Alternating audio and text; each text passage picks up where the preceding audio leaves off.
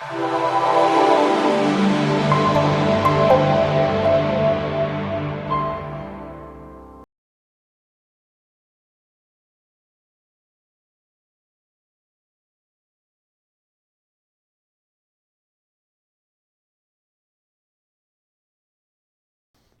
you guys are going to get a little kick out of what I have today, okay? But we're going to break it down. We're going to explain it. So hear me out, excuse me, and then we'll peel the onion back, okay? What we're talking about, excuse me, first off, has anyone heard of Japanese walking? Really? I read it online. Okay, so this is the second class I've mentioned that to, and people knew what Japanese walking was or is. I didn't know until I read this article. Japanese walking is on your walk. It'll be brief moments where you pick your pace up and then other moments where you slow down. So for example, let's say you're walking a mile, okay? And you can do this anywhere. Do it in the mall, do it outside. You're walking and then you're going to go for a normal pace for 3 minutes. And then at that 3-minute mark, you're going to pick your pace up and walk faster.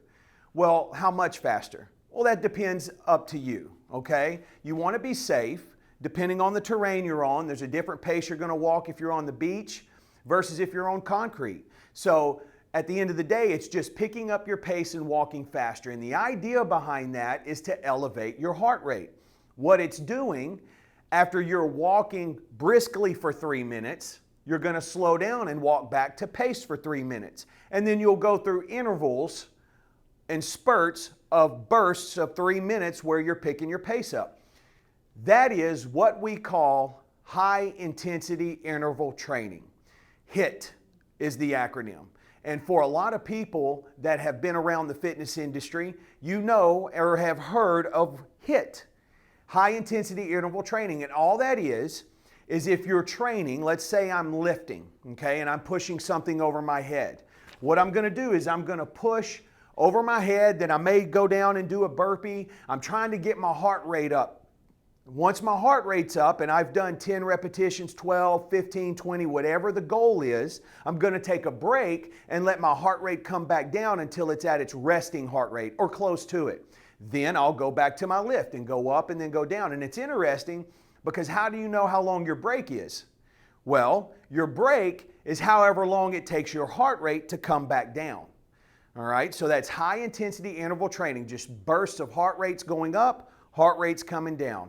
A lot of success, there's a lot of research that shows benefits of that type of training, and it goes with this Japanese walking. Now, what's interesting about this article, and I got a little kick out of this, we all can do Japanese walking, okay? Our speed, our bursts may differ in terms of pace, but that's okay. All you're doing is just trying to elevate your heart rate.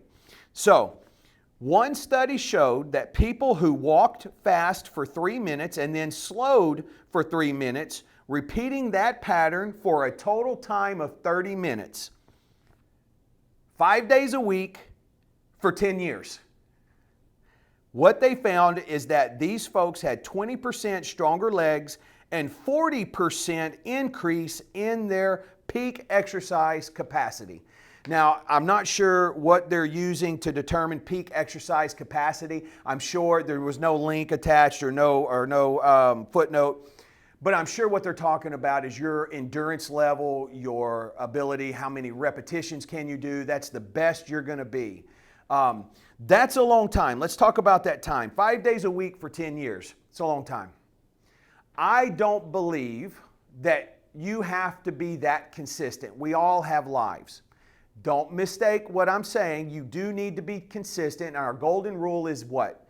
Try to do something every day and never let more than 2 days pass without doing something. Walking is included in that. Japanese walking now you can add to your repertoire.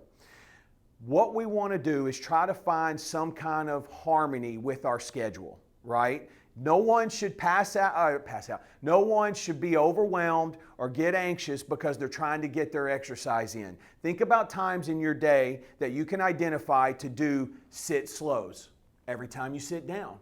How about leg extensions? When you're taking a break or watching TV, there's all kinds of time in your day where you can do little things. It's just identifying and remembering to do it, right? And so 3 days a week at this level, and I guarantee you, you'll see dividends with that Japanese walking. Now, let me tell you this, if you're going to try it, give it time.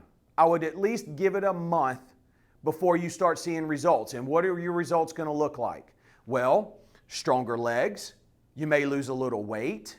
You may notice a little tone in your legs, depending on where you're walking. It's harder to walk on the beach than it is concrete. So you're going to stimulate more muscle tissue walking in that sand. Your cardiovascular rate, what we call your VO2 max. Notice when you start doing this, how high your heart rate goes at the end of that 3 minutes where you're walking briskly. And time it. See how long it takes for your heart rate to come back down to its resting heart rate. All right? So before you start, just take a 15-second count of your heart rate and then begin at your slow pace at the 3-minute mark, 4-minute mark, whatever you choose. Hit that brisk pace. At the end of that 3-minute brisk pace, take another 15-second count and see how much more or how much faster your heart rate's beating. Wait for it to come down, you'll feel it, and then start again. And you'll just repeat that cycle for 30 minutes. Does that make sense? And you can do it for an hour if you want. It's not going to hurt you, only help you. All right? Any questions? Japanese walking, who knew? All right, let's stand. Let's go behind our chairs.